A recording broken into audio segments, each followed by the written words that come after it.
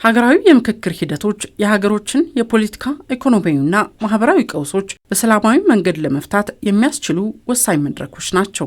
በእነዚህ ሂደቶች ውስጥ ደግሞ የዓለም አቀፍ ተሞክሮችን እንደሚያሳዩት በየዘርፉ ምሁራን መረጃና ማስረጃን ተመርኩዘው ጥናቶችን አካተው የሚሳተፉበት ሂደት የተረጋጋ ሀገረ መንግስት ለመገንባት ትልቅ ሚና ተጫውቷል። ምሁራን በተለይ ጥናት በማድረግ ነው እንግዲህ ባክግራውንድ ጥናቶች በታሪክም ሊሆን ይችላል፣ በህገ መንግስትም ጉዳይ ይሆናል፣ በሰላም ግንባታ በመሳሰሉ ባክግራውንድ ጥናት በማድረግና ይሄንን ለዚህ ለምክክሩ ግብዓት እንዲሆን በማድረግ ብዙ ሚና ተጫውተዋል፣ ብዙ አስተዋጽኦ አድርገዋል። በተለይ በቱኒዚያ ብዙ ተሳትፈዋል ምሁራኖች።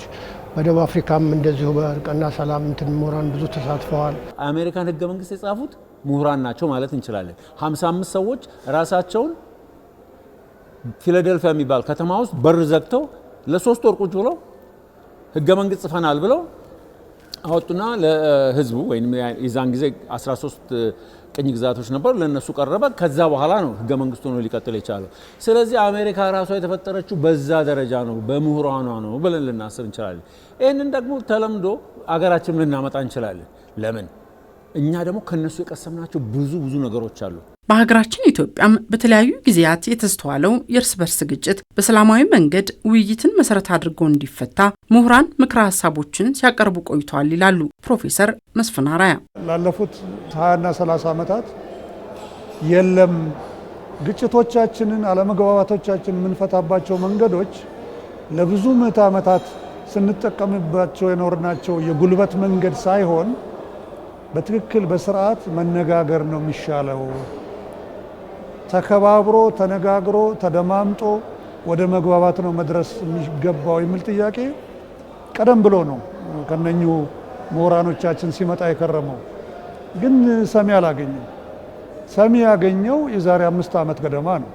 የዛሬ 5 ዓመት ገደማ የሪፎርሙ መንግስት የፖለቲከኞች፣ የሃይማኖት አባቶች፣ እናቶች፣ ሌሎችም የማህበረሰብ ክፍሎች ከምሁራን ጋር በጋራ በመሆን ወደ መስማማቱ ተደረሰና ይሄ የሀገራዊ ምክክር ኮሚሽን ጽንሰት የጀመረው ከዚሁ ቀደም ብሎ የነበሩት ምሁራን እናቶችና አባቶች በሰጡት ግብዓት መሰረት ነውና ትልቅ ቦታ ነበራቸው። በተለይ ደግሞ ሐምሌ 8 ለሚካሄደው ሀገራዊ የምክክር ጉባኤ ምሁራን መረጃና ማስረጃን መሰረት አድርገው ከወገንተኝነት በራቀ ሚዛናዊነትን በተላበሰ መልኩ መሳተፍ እንዳለባቸው ተነስቷል። ስሜታዊነት ሊገን ስለሚችል፣ አለመደማመጥም ሊመጣ ስለሚችል፣ መሰረታዊ እውቀትም ላይኖር ስለሚችል፣ ስለዚህ የምሁራኑ ሚና ወሳኝ ነው።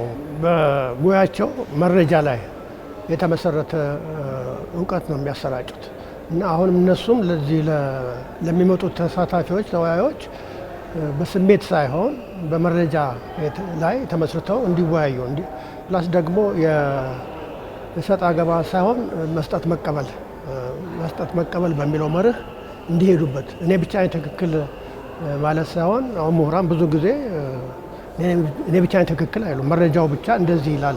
በዚህ በምክክሩ ብዙ ተስፋ ተጥሎበታል። በእውነቱ ደግሞ አለምክንያትም አይደለም። ያለን አንድ አማራጭ ይሄ ነው። ህዝብ ከምሁራን የሚጠብቀው ነገር ብዙ አለ። ለምን? አንደኛ ወገን አንወስን፣ ወገናዊነት አያስፈልግም። ምክንያቱም የምንሰጠው እውቀታችንን ነው፣ የምንሰጠው ተለምዷችንን ነው፣ የምንሰጠው አስተያየታችንን ነው።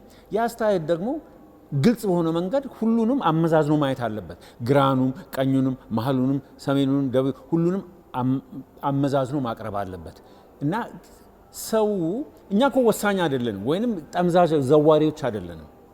የኛ ሚና የተሰበሰቡት 4000 ሰዎች የሌላቸው መሰረታዊ የሆነ ትምህርት ማቅረብ ነው ለነሱ። ለምሳሌ ህገ መንግስት ምንድነው የሚለውን በዛ ላይ ማብራራት፣ ለምሳሌ በስራ ላይ የሚሉ ነገሮች፣ ሙስናን እንዴት ነው የምንከላከለው? ምክንያቱም ብዙ ሰው ሙስና ትልቅ ችግር ነው ሀገራችን ብሎ ስለሚያምን፣ ስለዚህ ሚዛናዊነት መሆን ምክክር ላይ እኛ ስንሳተፍ ሁሉንም ማስተናገድ፣ አንዱ ይበልጣል አንዱ ከፍ ይላል የሚል ጣታችንን አንዱ ላይ ለማዘንበል ግልጽ በሆነ መንገድ ማቅረብ።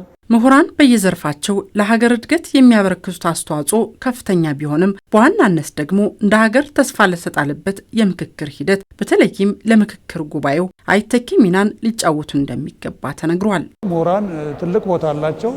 ግን ደጋግም የምለው ምንድነው ከዚህ የበለጠ ይህንን ዳያሎግ ሐምሌ 8 ይጀመር እንጂ እና ለ4 ሳምንት ይቀጥል እንጂ ዳያሎግ ወደፊትም ባህላችን ሆኖ መቀጠል አለበት። በዚህ በዳያሎግ ሂደት ውስጥ ምን ማለት ነው? እኔም ያንቺን ህመም አንቺም የኔን ህመም እንድትረጅና መጨረሻ ላይ መግባባት ላይ እንድረስ ማለት ስለሆነ ሁለቱም ወገኖች አሸናፊ ሆነው የሚወጡበት አካሄድ ስለሆነ እንደ ሌላው የግጭት መፍቻ አካሄድ አንዱን አሸናፊ ሌላውን ተሸናፊ የሚያደርግ ስላልሆነ እዚህ ላይ የምሁራኖች ሚና በተለይ ምክንያታዊ የሆነን ዳያሎጋችንን የሰመረ እንዲሆን ለማስቻል ትልቅ ነው ቦታቸው። በምክክር የምትመራ ሀገር ለመገንባትና በምክክር የሚያምን ዜጋ ለማፍራት የምክክር ጉባኤው በስኬት እንዲጠናቀቅ መስራት ይገባል።